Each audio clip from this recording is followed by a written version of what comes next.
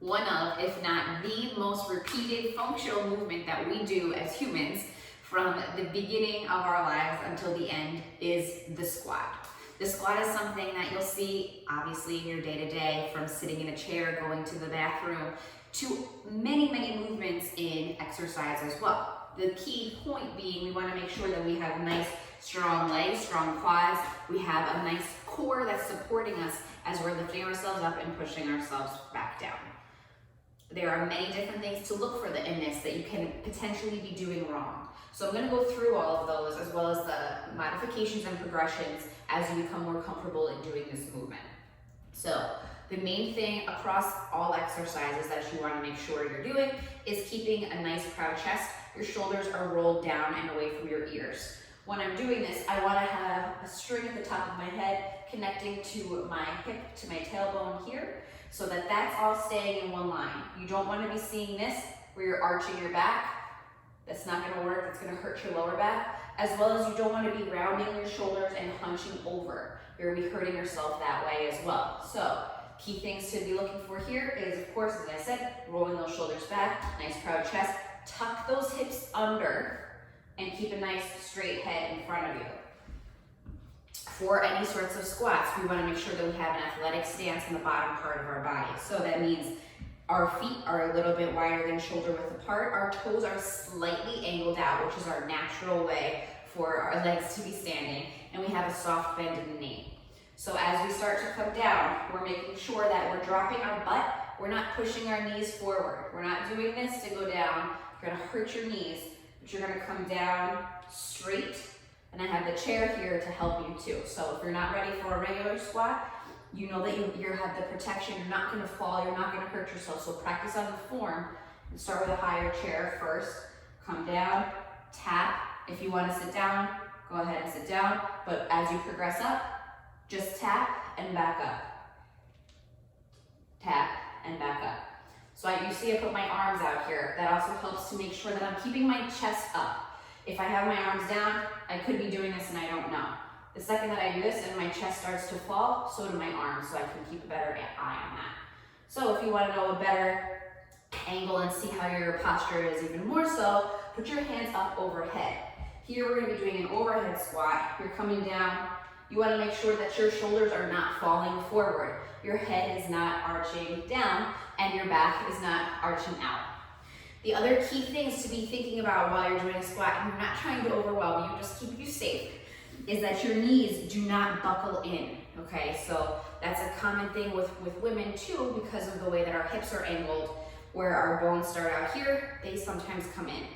It gives you the appearance that you have knock knees. We want to get away from that as well. So if that is something that you have difficulty with, while you're sitting down, just work on a little hip abduction, bringing your legs out, and you'll be strengthening those muscles to allow for it to go straight forward. So watch your knees as you go down. They should be tracking in the same angle that your toes are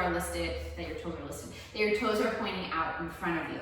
The other thing, we don't want to come up on our heels. Sometimes that happens to people where they go to squat down and their heels lift up.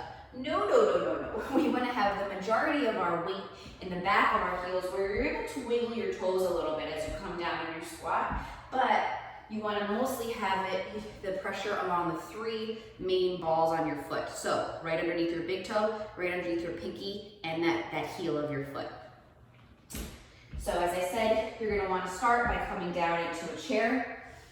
Another squat that's easier and less pressure on your knees just by the angle that it's going out is to start in more of a sumo squat stance. So for a sumo squat stance, you're going to have your feet out towards the sides, pointing out as far as you feel comfortable doing. So you have more of a tripod here, right? So you're not really. You have two feet on the ground, but you have a much wider base. By having a much wider base, you're keeping yourself safer. You're going to keep your tracking out to the sides. You're going to work a little bit more of your inner quads here by doing a sumo squat and come back up.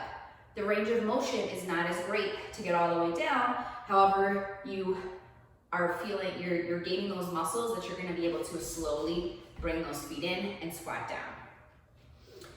The other progressions, of course, that you can do with squats are adding jumps. Anything to make it an exercise more difficult, you can always add plyometric movements as well as a pulse and a tempo. I'll start with the pulse and tempo first, just so that we move ourselves up. But for a pulse then, what you're gonna wanna do is come down into the bottom of your squat, hold it there for a second, pulse up about 2 inches or so, and back down. So you're really, really maximizing those muscles at the bottom. Squeezing, squeezing, squeezing the whole time, and make sure as the top of your squat, you squeeze those glutes. The other thing you can do is a tempo, so slow it down. So you go down, 2, 3, 4, slowly up, 1, 2, never fully stopping at the top, and back down again. And you'll really feel it in those glutes. And then of course, as I just mentioned, you can do the squat jump. Squat jump. You're gonna push yourself back, weight into the bottom of your heels, hands out in front of you, propel up, soft landing as you come back down. So you're down, pop up to the top. As you land back down on your toes, softly come back down to the bottom of that jump, squat, and back down. You can do as many different things as you'd like. And the modifications, again, make sure that you have that kinetic chain all aligned. You're not hurting yourself. Once you know you have that function down, go ahead and progress yourself upwards.